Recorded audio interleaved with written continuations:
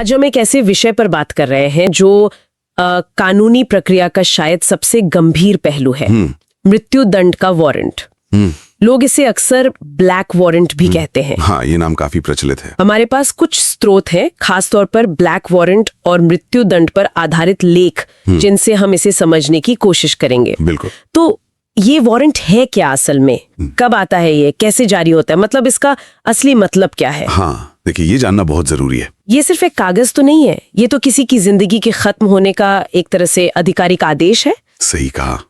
चलिए समझते हैं इसे। हाँ, देखिए, ब्लैक वारंट नाम सुनने में थोड़ा नाटकीय लगता है, शायद इसलिए कि ये अंतिम होता है, दुखद होता है। लेकिन कानून की नजर में ये एक बहुत ही औपचारिक, एक स्पेसिफिक दस्तावेज है। अच्छा। पहले जो सीआरपीसी थी, मतलब दंड प्रक्रिया संहिता, उसमें से फॉर्म नंबर 42 कहा जाता था। ओके। अब जो नया कानून आया है, भारतीय नागरिक सुरक्षा संहिता 2023, उसमें ये फॉर्म नंबर 43 हो गया है।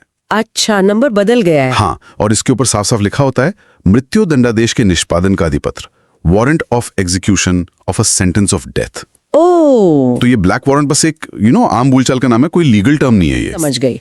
तो ये फॉर्म नंबर 43 या जो पहले 42 था, ये कब कब पिक्चर में आता है? क्या सजा सुनाते ही जारी हो जाता है? नहीं नहीं, बिल्कुल नहीं, ऐसा नहीं होता। मुझे लगा ही था कि इतना सीधा नहीं होगा। हाँ, ये प्रक्रिया के बिल्कुल अंत में आता है, मतलब जब सारी कानूनी लड़ाई, सारे विकल्प खत्म हो चुके होते हैं। सारे विकल्प मतलब दोषी व्यक्ति ने जो भी अपील करनी थी वो कर ली, सुप्रीम कोर्ट में रिव्यू पिटिशन डाल दी, क्यूरेटिव पिटिशन भी देख ली। अच्छा। और सबसे आखिर में राष्ट्रपति के पास दया याचिका भेजी, संविधान के अनुच्छेद 72 के तहत। हाँ, दया याचिका। अगर वो भी खारिज हो गई और मान लीजिए राज्यपाल के पास भी कोई विकल्प था, वो भी खत्म हो गया, हाँ, तब बिल्कुल अंत में जब कोई रास्ता नहीं बचता, तब ये वारंट आता है। हाँ, जब राष्ट्रपति दया याचिका को अंतिम रूप से मना कर देते हैं, हाँ, तब जेल अथॉरिटीज, मतलब जेल प्रशासन, उस कोर्ट को लिखता है जिसने सजा दी थी, और उनसे ये वारंट जारी करने का अनुरोध करता है। ये वाकई में, जैसे कहते हैं, सारे दरवाजे बंद होने के बाद की बात है। बिल्कुल, आखिरी कदम। अच्छा, तो इस वारंट में होता क्या है, लिखा क्या रहता है, इसमें क्या निर्देश होते हैं? इसके निर्देश बिल्कुल साफ होते हैं, कोई कंफ्यूजन की गुंजाइश नहीं होती। जैसे? ये वारंट सीधा जेल के सुपरिंटेंडेंट को, मतलब प्रभारी अधिकारी को भेजा जाता है। ठीक है। उसमें कैदी का पूरा नाम, केस नंबर, किस तारीख को हाईकोर्ट ने सजा कंफर्म की थी, ये सब डिटेल्स होती हैं। और फिर आता है मुख्य निर्देश।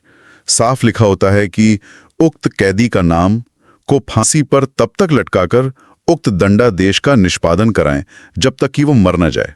ओह, ये तो पढ़ना भी मुश्किल है। हाँ, ये इसकी गंभीरता दिखाता है। साथ ही फांसी की तारीख, समय और जगह, जो कि आमतौर पर जेल के अंदर ही होती है, वो भी इसमें लिखी होती है। बिल्कुल स्पष्ट। अच्छा, और जब निष्पादन हो जाता है, उसके बाद क्या? हाँ, प्रक्रिया वहां भी पूरी करनी होती है। कैसे?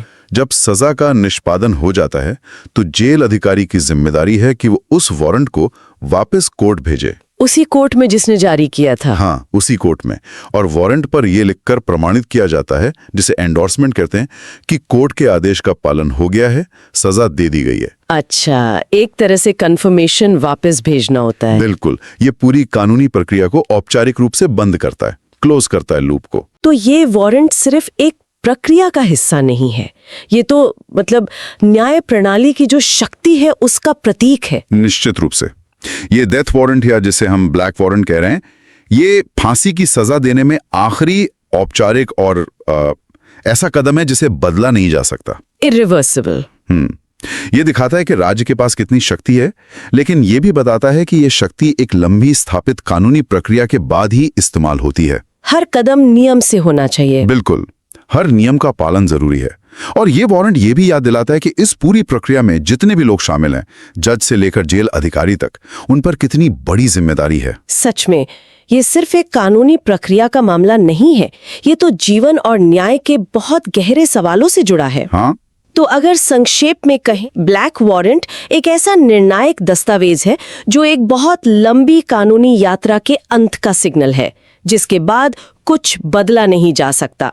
बिल्कुल सही कहा आपने। और यहीं से वो एक जरूरी सवाल भी खड़ा होता है, जिस पर शायद सोचने की जरूरत है। क्या सवाल?